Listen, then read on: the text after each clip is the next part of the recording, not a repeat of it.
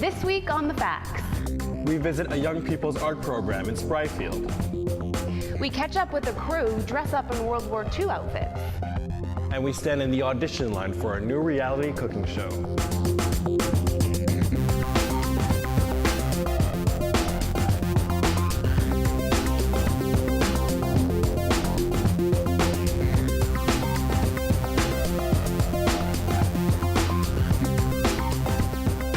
Welcome to The Facts, a weekly look at your city from the journalism students at the University of King's College. I'm Meredith Bailey. And I'm Justin Mahoney. Today we're here at the Cornwallis Street Baptist Church. It's been here since 1914, and the minister says that it's time for some upgrades. I'll tell you more about that later. But first, Youth on the Radar is an after-school arts program. It's for at-risk youth. Gwyneth Dunsford went to Spryfield to see the teens in action. Kanyangela is your average 15-year-old boy. He likes girls, rap music, and most of all, dancing. I've been dancing for a long time. Since I was a kid, you know, when you're a kid, you just dance around. And I used to perform in Africa, just go to people's house, ask them if they want me to dance. Growing up in Liberia, Kanyan wanted to be a dancer. Now, Youth on the Radar gives him space to practice and friends to dance with. It's a place you come and stay out of trouble and all that other stuff and get to know more teenagers. Michael Stewart wants to be a music producer. He comes to Youth on the Radar to keep busy. And why do you come back to Youth on the Radar? I don't know, just something to do. Just because it's fun. What would you be doing otherwise if you weren't kind of hanging out here after school? Well, do you want me to be honest or? Yeah. Probably doing some drugs and stuff. I don't know. I'll admit it. Youth on the Radar's coordinator says the program counteracts the influences on the street. Some of the characters out here causing trouble, getting involved in kind of a youth gangs or all that stuff, that the wayward, unsupervised youth can sometimes be attracted to, the excitement of crime. The words are really good too. They're talking about something. Veltmeyer says Youth on the Radar is for teens who wouldn't have access to art classes after school. A big part of what we're trying to do is provide all these chances for kids to do some really fun and exciting stuff after school.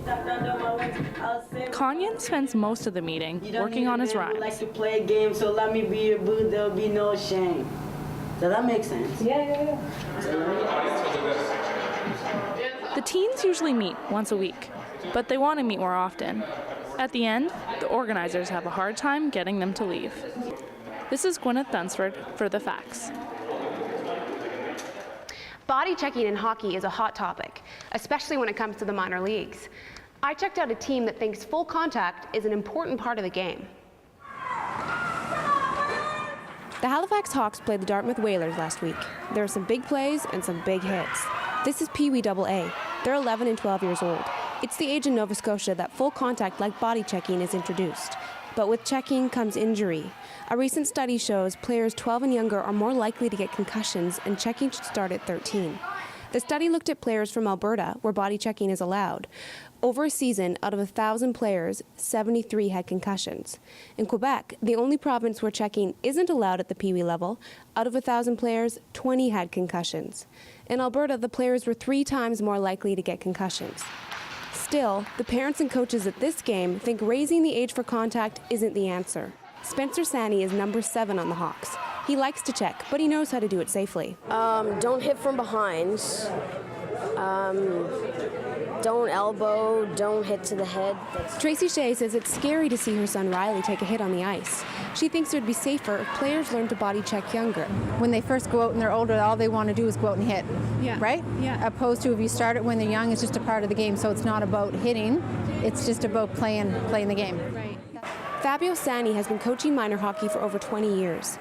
He wants his players, like his son Spencer, to learn the strategy behind the hits. Body contact is a learned skill. It's meant just to separate the player from the puck. That's one of the reasons why I think you're seeing concussion, right, and injuries, because they don't know how to give or receive a check. Teaching the body contact, the better it is when they get to these higher levels. Parents like Shay and coaches like Sani think full contact is an important part of hockey, but injuries from checking are a reality, and it's still unclear how they can be prevented. It is clear that hockey is a game people love. Students rallied on the streets of Halifax last week. They want to see their tuition fees and debt loads reduced. These students from Halifax's 7 universities have a message to Premier Dexter.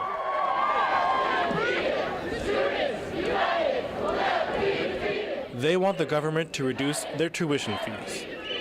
Any much more than we already pay, considering Dalhousie has one of the highest tuition rates in Canada, is too much. The government says it will cap tuition fees at 3% next year. In the short term, $100 is $100, which is not great, but not horrible. But in the long term, it's so much more. There's been a tuition freeze since 2007, but it expires at the end of next month. The students rallied during the Student Day of Action on February 2nd. It was organized in part by the Canadian Federation of Students. Students now graduate with close to $30,000 in debt. We don't want to increase that debt. A guillotine was set in place.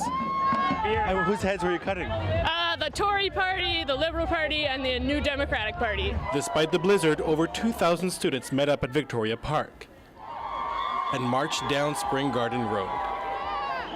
The police say they didn't know the demonstrators' itinerary.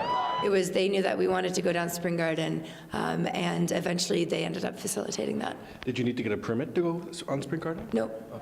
The students called out for the premiere at the Province House. Unfortunately, the House was not in session that day. The government's proposal to raise tuition fees to only 3% wasn't enough of a deterrent for these students today.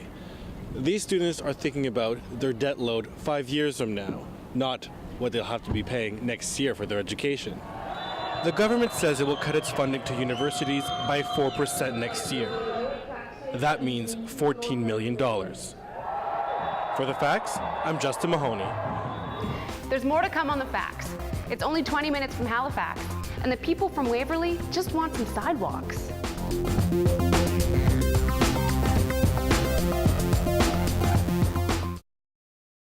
Welcome back. We're here at the Cornwallis Street Baptist Church. It's known as the Mother Church of the African United Baptist Association of Nova Scotia. I spoke to the minister who told me more about it. The congregation wants to modernize the Cornwallis Street Baptist Church. There isn't enough room on Sundays. The church can only seat 250 people. The congregation wants to see those seats doubled. It also wants to see a bigger platform for the choir. It's raising money for the renovations to start next year, just in time to celebrate its 180th anniversary. We take sidewalks for granted here in Halifax, but just a 20-minute drive away in the small community of Waverley, sidewalks are hard to come by. Alex Boats reports on this pedestrian issue. No sidewalk here. Or here. Or here. For more than 20 years, people in Waverley have been paying for new sidewalks. There's over $67,000 in the pot, but no new sidewalks. Now, that might seem like a lot of money, but it's actually only enough to build about 50 to 100 feet of sidewalk. So the people here in Waverley decided to get rid of the tax, since it wasn't really doing anything anyway. Usually, the municipal government would help out for things like sidewalks. But since the HRM considers Waverley to be a rural area, Waverley must pay for 100% of any sidewalk construction. The HRM gave us costs for sidewalks, and they came back with figures that were in the millions. The problem is that now, there's no money for sidewalks. And that's a concern for people in Waverley, because some roads here are simply not safe enough to walk on. Morning and evening, there's a lot of traffic. So people don't feel comfortable on the street if they're walking. Unfortunately, for people who want sidewalks, they're either too expensive or there's just no room for them. There are currently 4 different entrances and exits into the community of Waverley. All of them would be wonderful to have sidewalk, but all of them involve either homes right up to the edge of the road or rock or water right to the edge of the road. So every one of them will be tremendously expensive. That's not too comforting for some parents in Waverley. They're concerned for their kids who have to walk home from school on these roads. We have a small child. She's 7 years old now, and she knows the rule. You just go straight to the car door. You do not go near the road, which is literally our driveway's right on the road. Now, whether it's sidewalks or even shoulders, people in Waverley would just like something to help make the roads more safe for pedestrians. But until then, people are just going to have to watch where they walk. For The Facts, I'm Alex Boats. They remember World War II in a unique way. Michael Freeman talked to a group of people who take role-playing to a whole new level. 2 hits, 1 hit, 1 hit, not. Right. Sergeant Terry Randall isn't actually a sergeant, but when he puts on his sergeant's uniform, that's what they call him. All right, you gotta wake up and move with the movement. He started the Maritime's World War II Living History Association just over a year ago. It's not so much reenactment because we don't do battles in public. It's not a request from our senior veterans that not to honor war, but to remember it. Every time we put our uniform on and go in public, we remember every time. That's our symbol of remembering. There are 29 men and 2 women who do this. They get together once a month at the Shearwater Aviation Museum and learn how to act like they're in the Second World War. Is there a demand? Yes, because we're a mobile museum. That's what we're aiming to be. Nobody actually makes money from it. In fact, it costs them money. A standard outfit, for example, can cost anywhere from $300 to $2,000. But that's like any hobby. Most people that are die-hard hobbyists get right into it and there's no end. It's expensive. And don't stop. It's up to yourself. Like all hobbies, the learning curve is steep. Only a handful of members actually have a real military background. Stephen Cochran spent a few years in the Navy. In real life, he's a United Church minister. Here, he's the unit chaplain. Some of the members here really know their role, and you have to look up to them for, the uniforms, and I'm still missing bits and pieces for mine, so they know all the ins and outs. The group is booked almost every weekend from May to September. They're already taking bookings for 2012. For The Facts, I'm Michael Freeman. We'll be back with some tasty treats. Don't forget to bring your appetite.